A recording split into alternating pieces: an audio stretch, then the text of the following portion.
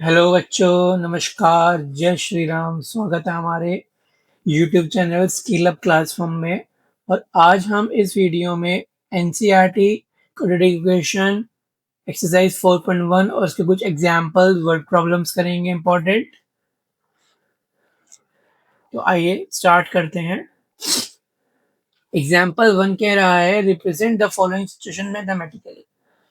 इसमें करना यह है कि जो नीचे दी गई स्टेटमेंट क्वेश्चन है इसको आपको मैथमेटिकली रिप्रेजेंट करना है। ठीक है, तो John and Jeevanti together have 45 marbles. Both of them lost 5 marble each. पहले तो आपको अपने क्वेश्चन को, स्टेटमेंट वालों को खास कर क्या करना है, स्टेप बाय स्टेप पढ़ना है और उसको डिकोड करते जाना है। अगर आप एक ही वाला क्वेश्चन पढ़ लेंगे तो चांसेस हैं कि आप खुद ही कंफ्यूज हो जाएंगे, क्या क्या दे रखा है, क्या निकालना है। ठीक है, तो पहले तो हम मार्बल्स जो दिए हैं उनको लेट कर लेते हैं। तो लेट कर लेते हैं, John has x number of marbles.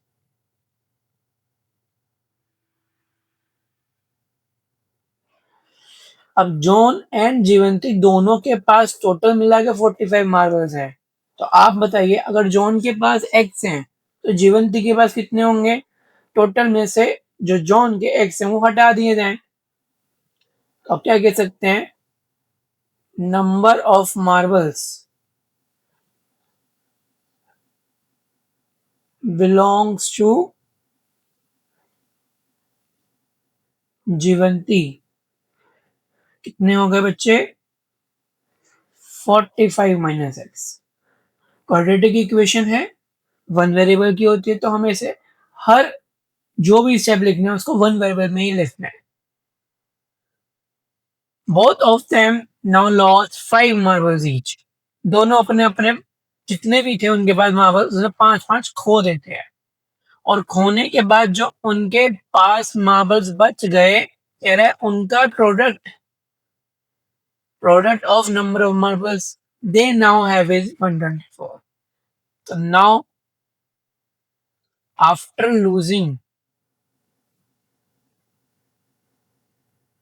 5 marbles, number of marbles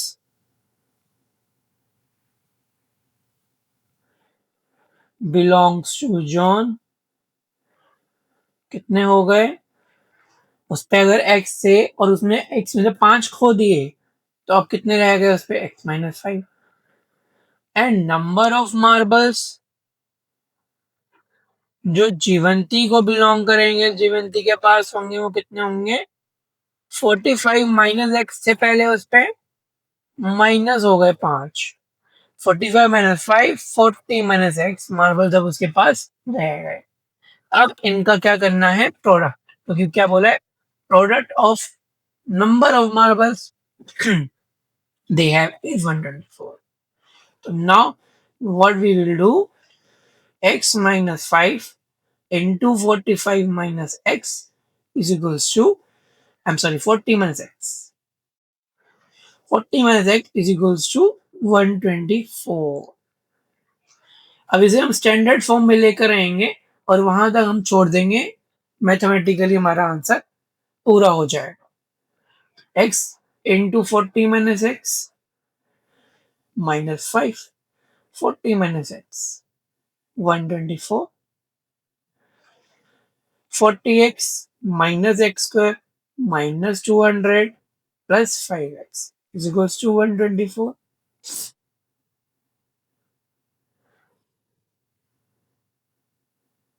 यहां सॉल्विंग कर लेते हैं इसको।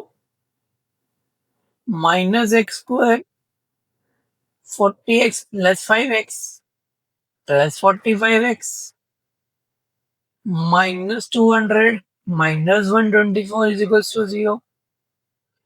पूरी तरफ दोनों तरफ, क्योंकि एक्स स्क्वायर को हमें पॉजिटिव रखना होता है स्टैंडर्ड फॉर्म के लिए, तो हम -1 से दोनों तरफ मल्टीप्लाई कर देंगे। तो अब क्या आएगा answer? X square minus 45x plus 324 is equals to 0। This is our final mathematical representation of the given statement question. Okay. Our next question is second example one का second part है ये. A cottage industry produces a certain number of toys in a day. तो इसको अगर हम record करें तो कह रहे हैं कि कुछ नंबर ऑफ टॉयज हैं, सर्टेन नंबर ऑफ टॉयज हैं जो एक दिन में एक कॉटेज इंडस्ट्री प्रोड्यूस करती है. तो हमें नहीं पता कितना नंबर ऑफ टॉयज प्रोड्यूस हो रहे हैं. जब नहीं पता तो अननोन नंबर को एक्स ले लेंगे. Let number of toys produced by a cottage industry be X. Okay. Now the cost of production of each toy was found to be 55 minus the number of toys produced in a day. क्या मतलब है कि जो एक toy की cost थी rupees में वो क्या पाई गई कि 55 में से जितने भी नंबर ऑफ टॉयज वो एक दिन में प्रोड्यूस कर रहे थे वो माइनस कर दो. सपोज अगर वो एक दिन में 10 टॉयज प्रोड्यूस कर रहे थे, अगर हम एक्स को इमेजिन कर लें तो उनका कॉस्ट कितना था. 55 में से 10 को माइनस कर देंगे 45. तो कैसे रिप्रेजेंट करेंगे यहाँ. Cost of production of one toy. Each toy कह लीजिए, वन टॉय कह लीजिए, एक ही बात है. Cost of production of one toy produce per day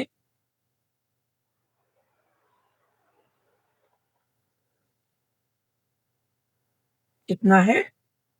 55 minus x. Okay.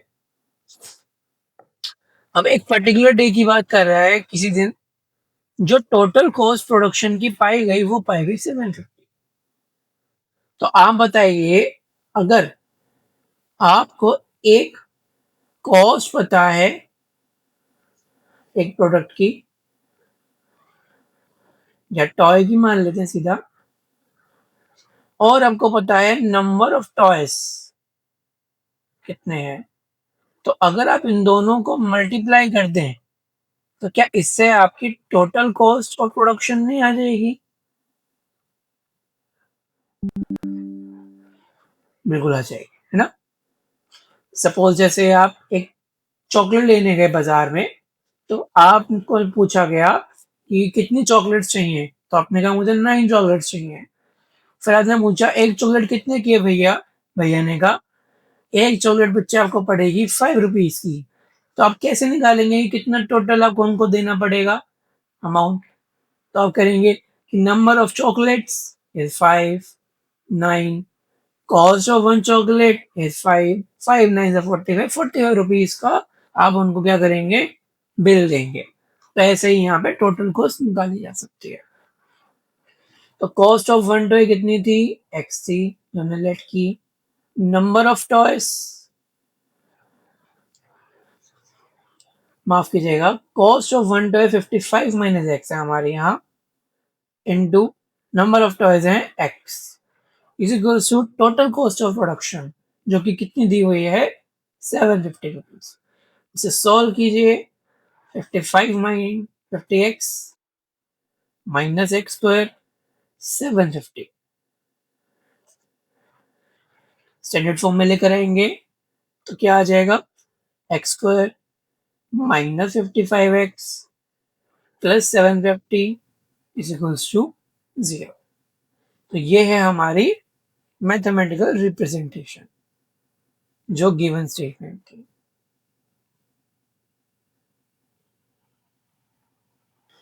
तो आइए स्टार्ट करते हैं एक्सरसाइज 4.1 का क्वेश्चन नंबर 2, जिसका हम फर्स्ट पार्ट कर रहे हैं. क्या कह रहे हैं question. The area of a rectangular plot is 528 metre square. तो पहले हमारी गिवन इंफॉर्मेशन लिख लेंगे. Area of rectangular plot is what, 528 metre.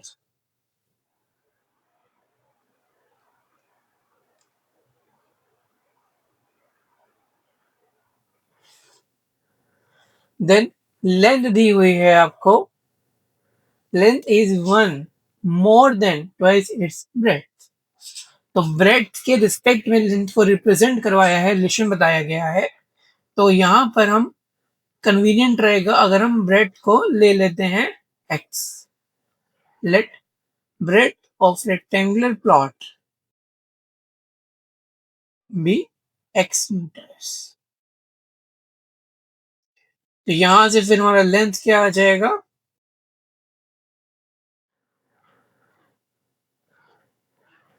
Twice its breadth, breadth का ट्वाइस करेंगे और उसमें 1 ऐड कर देंगे, more 1 is 1 more than twice its breath.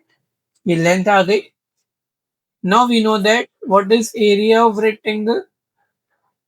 यहां से अगर एरिया ऑफ रेक्टेंगुलर प्लॉट निकालने के लिए हम जाएं, formula we all know that length into breadth. Length is what? 2x plus 1 dependent on breadth given in our question, into breadth x, and 528 meter square is given. So 528 is equals to 2x into x, 2x square plus 1 into x। इसे simplify कर लेंगे हम standard form में, तो क्या आएगा, 2x square plus x minus 528 is equals to 0। So ये हमारी इक्वेशन आ गई फाइनल स्टैंडर्ड फॉर्म में, जिसे हमने गिवन स्टेटमेंट से मैथमेटिकली रिप्रेजेंट कर दिया। नेक्स्ट चलते हैं third part. Rohan's mother is 26 years older than him. क्या कह रहा है क्वेश्चन, कि रोहन की मॉम उनसे 26 साल बड़ी है। तो यहाँ पर रोहन की मदर की एज किस पे डिपेंडेंट है, रोहन पर। तो हम रोहन को क्या ले लेते हैं, इसकी एज को एक्स ले लेते हैं, कन्वीनियंट ये रहेगा, है ना। Let the age of Rohan, age की बात जब भी हम करेंगे तो यहाँ पर एक्स प्रेजेंट एज रहेगी, तो इसे लिख ही लीजिए यहाँ पर, लेट द प्रेजेंट एज अभी की, let the present age of Rohan be x years. तो therefore age of Rohan's mother, what will it be, x plus 26। Rohan से 26 ईयर्स ज्यादा है। The product of their edges 3 year from now, अब आज से 3 साल बाद, तो यहां से 3 साल बाद अगर देखेंगे तो क्या दोनों की एज चेंज हो जाएगी, रोहन भी 3 साल बड़ा हो गया, and so his mom also. So after 3 years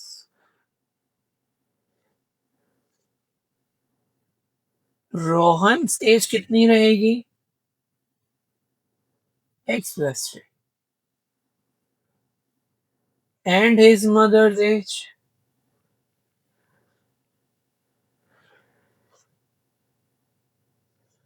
x plus 26 में 3 ऐड करेंगे, 26 plus 3 29।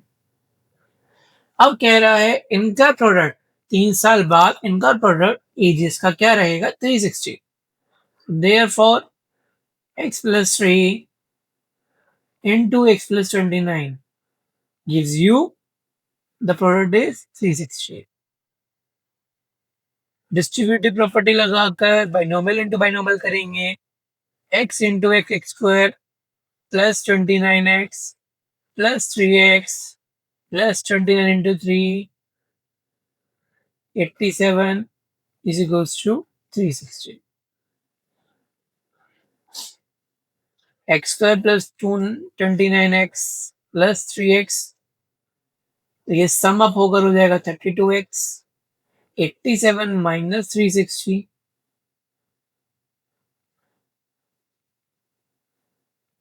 X square plus 32x, ये क्या बन जाएगा, 360 माइनस 87 इज व्हाट,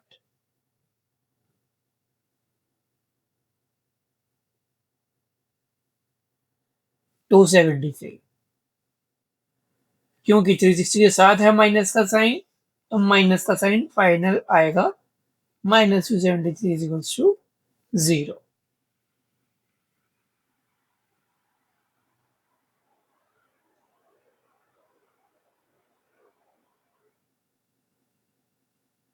ओके बच्चा लोग, आगे चलते हैं नेक्स्ट पार्ट की तरफ, fourth part.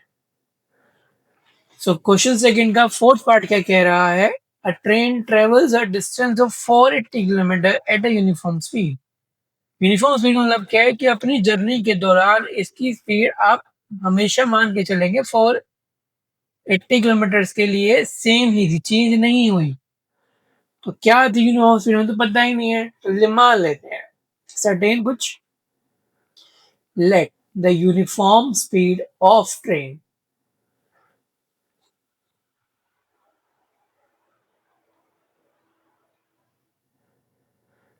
B x kilometre per hour. Distance कितना ट्रेवल किया है इसने, डिस्टेंस ट्रेवल लिख लेंगे 480 किलोमीटर्स। अब यहां से अगर आपको डिस्टेंस पता हो और स्पीड पता हो तो क्या टाइम निकाल सकते हैं, yes we can determine the time taken by it.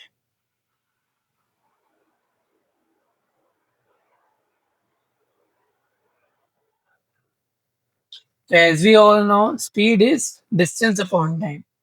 सो अगर हमें यहाँ से टाइम डिटरमाइन करना हो तो क्या होगा, डिस्टेंस अपॉन स्पीड।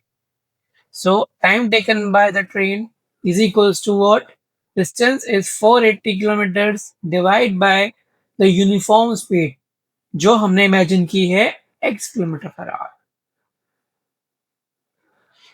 इसी इक्वेशन 1 ले लीजिए। Now the question is saying if the speed had been 8 kilometre per our less, अगर 8 किलोमीटर प्रति घंटा की स्पीड से कम से चलता है ट्रेन, तो उसे it would have taken 3 hours more to cover the same distance। Same distance को कवर करने के लिए उसे क्या लगेंगे, 3 आवर्स ज्यादा लगेंगे। तो उसको हम क्या लिख सकते हैं,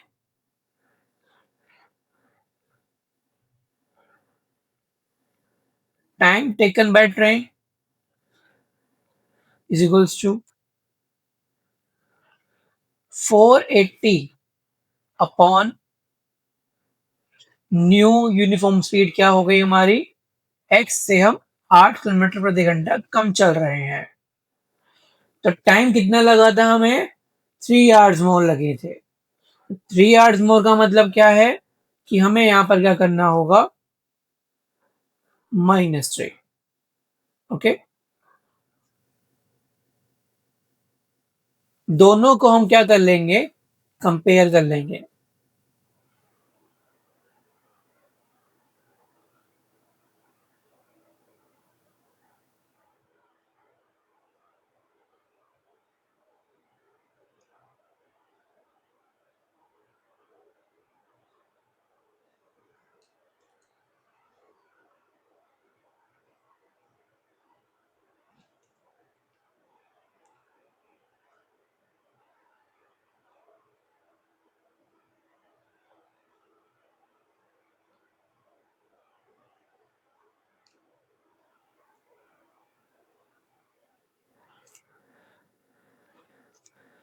सो जब आप कंपेयर करेंगे दोनों इक्वेशंस को, 480 upon x is equal to 480 upon x minus 8 -3, तो आपका आंसर आ जाएगा 3 is equals to 480 upon x minus 8 minus 480 upon x।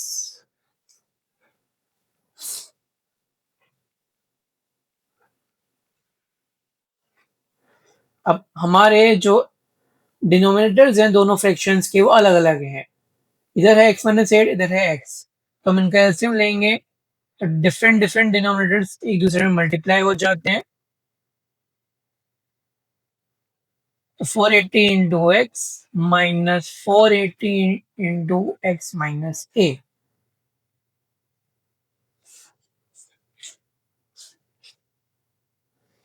480x minus 480x minus 480 into ए,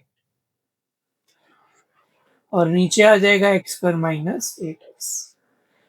अभी 488 इंटू 8 को मल्टीप्लाई नहीं करेंगे, पहले थोड़ा सिंप्लीफाई कर लेते हैं। माफ कीजिएगा, यहाँ प्लस आएगा। 480 into 8 x square minus 8x 3। सो 3 इस 480 को डिवाइड कर सकता है, तो कर दीजिए 160। एक्स स्क्वायर माइनस 8x को आप एलएचएस में ले आइए और इक्वेशन थोड़ी सिंप्लीफाई होना स्टार्ट हो चुकी है। एक्स स्क्वायर माइनस 8x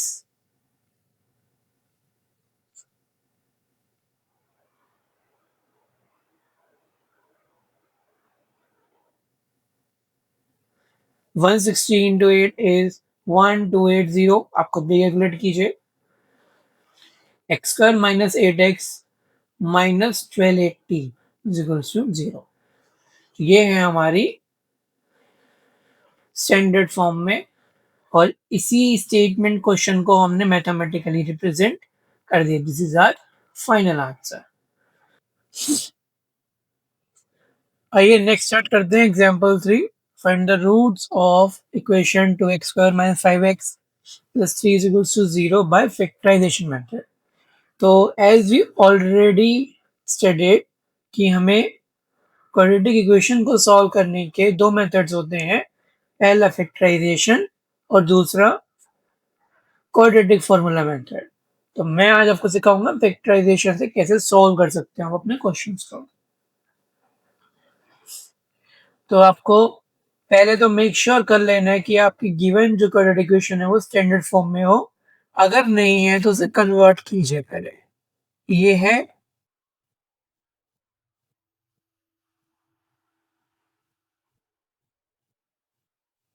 यहाँ पर, इसे थोड़ा कंपेयर कर लेंगे हम x square plus b x plus c is equal to 0 से। सो यहाँ ए क्या है, 2 है, बी है -5 और सी है 3। प्रोडक्ट निकालेंगे ए और सी का, जो कि क्या आएगा, 2 इंटू 3 6। अब हम क्या करते हैं, इस 6 के पेयर ऑफ फैक्टर्स निकालेंगे, जिनको ऐड सेपरेट करके क्या आना चाहिए, बी आना चाहिए, बीच का टर्म जिसे मिडिल टर्म स्प्लिट करना है, यानी कि -5। तो 1 इंटू 6, 2 इंटू 3, 1 और 6 को मल्टीप्लाई करेंगे तो फिर 6 आ रहा है, 2 और 0 करेंगे तो 6 आ रहा है। बट हमारा साइन क्या है, -5 है। तो अगर -2 इंटू -3 करते हैं, आंसर आ रहा है 6 प्रोडक्ट, और -2 और -3 को अगर ऐड करते हैं तो ऐड करके क्या आ रहा है, -5। यानी कि हमारे करेक्ट पेयर ऑफ फैक्टर्स हैं, जिसमें बीच वाली टर्म को हम स्प्लिट करेंगे। सो इसको हम रीराइट करेंगे, 2x square minus 5x plus 3 is equals to 0। 2x square -5x को हम किसमें लिख लेंगे, -2x minus 3x plus 3 is equals to 0। तो इसमें हमने बीच वाले टर्म को स्प्लिट कर लिया है, तभी तो उसका नाम मिडिल टर्म स्प्लिटिंग पड़ा है। 2x स्क्वायर माइनस 2x में से हम क्या कॉमन ले सकते हैं, 2x। तो 2x स्क्वायर में क्या रह जाएगा, x, 2x में रह जाएगा 1 -1। ऐसे ही -3x प्लस 3 में से हम क्या कॉमन ले सकते हैं कि अंदर ब्रैकेट में x -1 रह जाए, -3।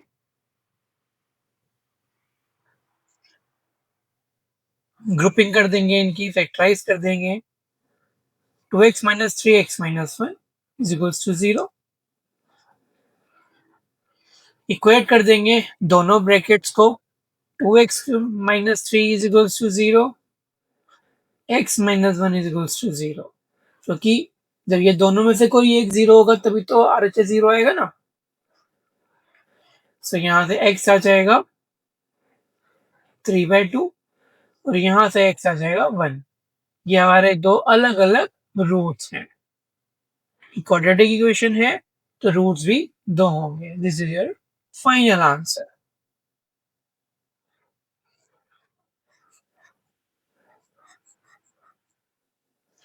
इस क्वेश्चन में किसी भी स्टेप में कोई प्रॉब्लम हुआ हो जरूर बताइएगा कमेंट करके। हम उसका डिटेल्ड और अलग तरीके से कोशिश करेंगे आपको समझाने की, ताकि आपको और अच्छे से क्लियर हो जाए। स्टार्ट करते हैं हमारा एग्जाम्पल 5 एनसीईआरटी का क्वाड्रेटिक क्वेश्चंस। इसमें भी हमें क्वाड्रेटिक इक्वेशन के रूट्स निकालने हैं फैक्टराइजेशन मेथड से। मेक श्योर कि हमें जो इक्वेशन दी है वो स्टैंडर्ड फॉर्म में दी है, नहीं दी है तो लेकर आएंगे। ये दी है, रीराइट कर लीजिए स्टार्ट करने के लिए। इसे हम स्टैंडर्ड फॉर्म से कंपेयर करेंगे। हमारी a is 3, b is -2√6, c is 2। तो याद रखेंगे कि हमें प्रोडक्ट लेना है a इंटू सी का 3 इंटू 2 विच इज 6, और इस 6 के कुछ इस तरीके से पेयर ऑफ फैक्टर्स बनाने हैं कि जिनको ऐड या सब्ट्रैक्ट करके हमारा आंसर आना चाहिए b की टर्म b -2√6। सो 6 में हम इस तरीके से इन फैक्टर्स बनाए कि आंसर ऐड करके √6 है, तो √6 और √6 तो देना ही पड़ेगा, क्योंकि √6 इरेशनल ही तो ऐड होकर, मतलब इरेशनल ही तो ऐड हो सकते हैं। ठीक है, लाइक इरेशनल नंबर्स ही ऐड होते हैं, हम पढ़ चुके हैं ये चीजें। तो √6 ऐड होगा तो आंसर आएगा 2√6, और मल्टीप्लाई हो रहा है तो आंसर आ रहा है 6। ओके, लेकिन हमें यहाँ पर आंसर 2√6 नहीं चाहिए, ऐड होने के बाद क्या चाहिए, माइनस चाहिए। तो हम -√6 को ऐड करेंगे तो आंसर आ जाएगा -2√6।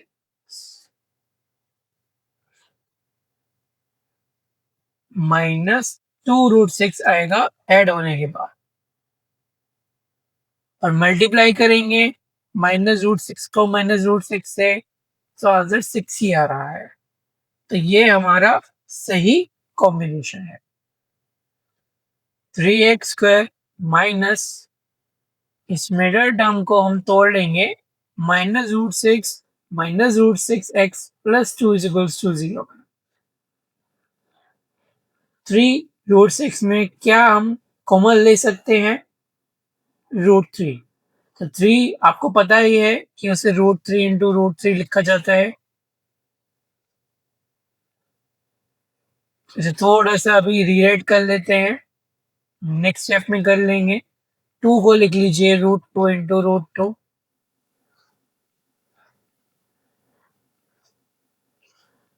अब हम यहां से इनमें से √6x और 3x में से क्या कॉमन ले सकते हैं, √3x। तो अगर हम √3x कॉमन ले लेते हैं तो अंदर यहाँ क्या बच जाएगा, √3x। √6 में से √3 अगर बाहर ले लिया, √3x तो अंदर क्या रह गया, √2, क्योंकि √6 क्या होता है, √3 इंटू √2।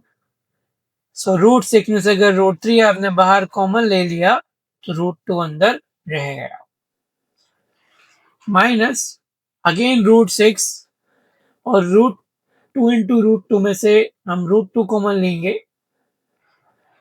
तो अंदर रह जाएगा √6x में √3x, माइनस बिकॉज हमने -√2 कॉमन लिया है बाहर, तो यहाँ पर -√2 रह जाएगा equals to 0। What we can see here, bracket same है, यानी कि फैक्टराइजेशन सही डायरेक्शन में जा रही है। √3x -√2 फैक्टराइज हो गया, √3x -√2 फैक्टराइज हो गया। दोनों ब्रैकेट्स को इक्वल कर देंगे 0 के, तो हमारा आंसर क्या आएगा? सेम ही फैक्टर्स हैं, आंसर आ जाएगा √3x is equals to √2. Same here, √3x is equals to √2. Answer is x is equals to √2 upon √3.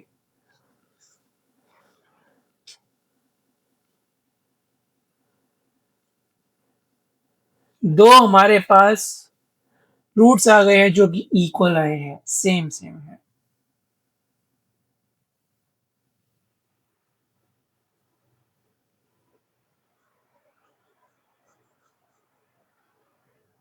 ये है बच्चों, इस क्वेश्चन में कोई डाउट हो, कोई बात नहीं समझ आई हो, कोई स्टेप नहीं क्लियर हुआ हो तो जरूर कमेंट करके पूछिएगा।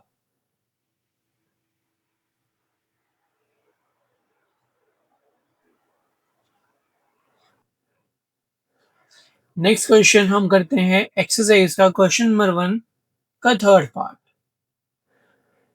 √2x² + 7x + 5√2 = 0। यहाँ पर हम अपने a और c का प्रोडक्ट ले लेंगे। a is what? X coefficient √2 and c is what? Constant 5√2। इनको मल्टीप्लाई करके क्या आ रहा है? √2 into √2 is 2, 5 into 2 is। अब इस 10 के हमें इस तरह पेयर ऑफ फैक्टर्स लेने हैं कि जिनको ऐड करके ये बीच वाली टर्म 7 आए। सो पहला हम लेते हैं pair of factor 1 into 10 is 10, 2 into 5 is 10, 1 + 10 करके तो 11 आ रहा है, 2 + 5 करके 7 आ रहा है। तो 2 और 5 बिल्कुल एग्जैक्ट कॉम्बिनेशन है, जिनको ऐड करने पर 7 आ रहा है मिडल टर्म और मल्टीप्लाई करने पर प्रोडक्ट 10 आ रहा है हम पर। √2x², 7x को हम 2 और 5 में तोड़ लेंगे। 2x + 5x + 5√2 = 0। √2x², 2x में से हम क्या कॉमन ले सकते हैं? सो 2x क्या है? आप इसे लिख सकते हैं 2x को √2 into √2x, because we already know √2 into √2 is 2। So √2x² + 2x में से √2x अगर बाहर कॉमन लें तो अंदर रह जाता है x और 2x की जगह रह जाता है √2। ऐसे ही 5x + 5√2 में से हम क्या कॉमन लें ताकि ब्रैकेट सेम ही है, प्लस √2 है 5।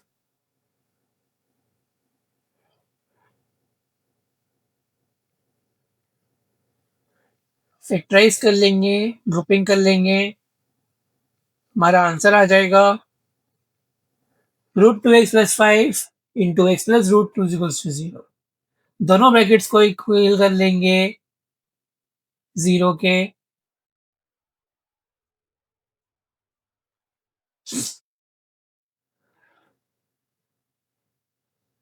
x आ गया -5√2, -5 अपॉन √2। अब √2 को नीचे मत छोड़िए, रेशनलाइज कर दीजिए। So answer is -5√2 upon 2। ये है हमारा पहला रूट। x + √2 = 0। तो यहाँ से हमारा एक और रूट आ जाता है जो कि है x = -2। यहाँ से हमारे दो रूट आ चुके हैं इक्वेशन के।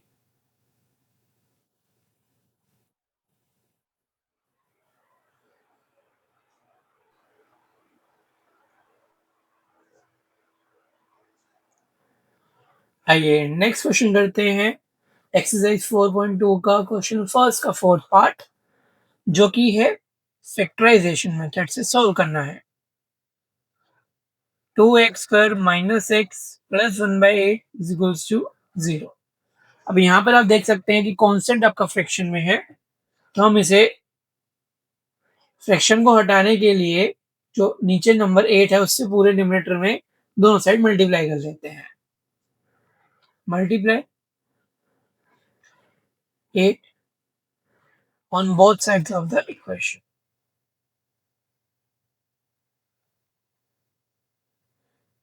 So 2x स्क्वायर में 8 मल्टीप्लाई होगा 16x square minus x into 8 minus 8x plus 1 by 8 into 8 is 1 is equals to 0.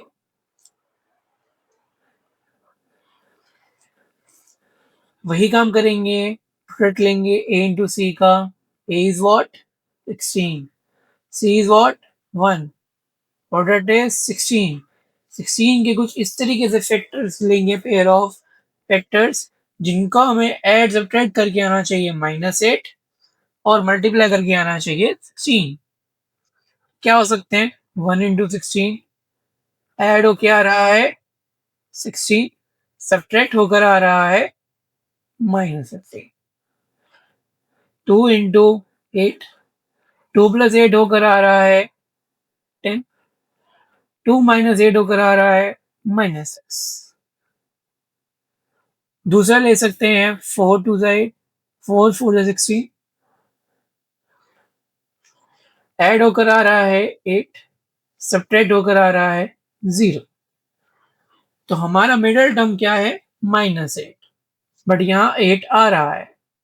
तो अगर हम -4 इंटू -4 करें मल्टीप्लाई तो आंसर आएगा 16 और -4 into -4 I mean -4 plus -4 add करते हैं तो आंसर आएगा -8. तो क्या यही हमारा परफेक्ट कॉम्बिनेशन है जिनको मल्टीप्लाई करके 16 आ रहा है, ऐड करके मिडल टर्म -8 आ रहे हैं. इससे ही हेल्प से हम -8x को तोड़ लेंगे. 16x square -4x plus 1 is equals to 0. इसमें से कॉमन ले लीजिए HCF 4x - 1, यहां से -1 कॉमन लेंगे 4x - 1, ग्रुपिंग कर देंगे फैक्टराइज करते हुए, हमारे पास दो ब्रैकेट आ जाएंगी 4x - 1 4x - 1, दोनों को इक्वेट कर देंगे 0 से, सेम ही आंसर आया.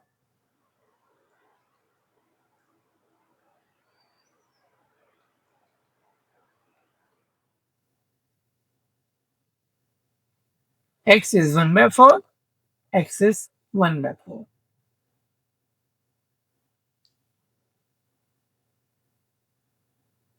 अब बच्चों इसका एक और ऑल्टरनेटिव मेथड है जिसमें हम इसको सॉल्व कर सकते थे, उसको भी डिस्कस कर लेते हैं.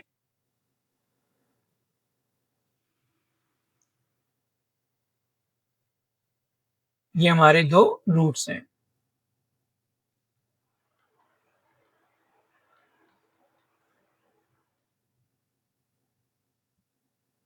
हमारी इक्वेशन क्या थी 16x square minus 8x plus 1 is equals to 0. अब ध्यान से देखिए, क्या ये कोई अलजेब्रिक आइडेंटिटी में यूज हो सकता है? कंपेयर करके देखते हैं. A square plus b square minus 2ab. तो यहाँ पर मुझे एक 16x स्क्वायर ये स्क्वायर दिख रहा है, 1 का स्क्वायर दिख रहा है और बीच में -8x दिख रहा है.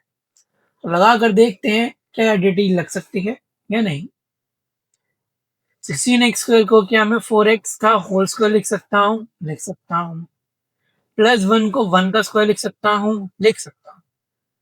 -2 into 4x into 1 equals to 0.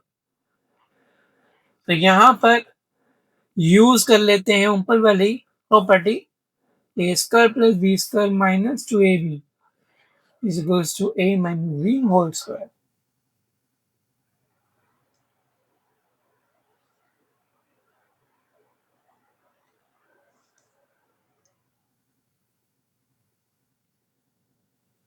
4x - 1 whole square simplify हो गया LHS. 2 - 4x - 1 whole square 4x - 1 whole square minus 2ab. 4x - 1 whole square 4x - 1 whole square simplify हो गया LHS. तो यहाँ पर 2 ब्रैकेट्स बन जाएँगी, 4x - 1 4x - 1 = 0। आप इन्हें सोल्व करेंगे तो वापस से आंसर वही आएगा। सेम इक्वेशन है, कोई भी मेथड लगाएँगे, रूट्स हमारे सेम ही आएँगे।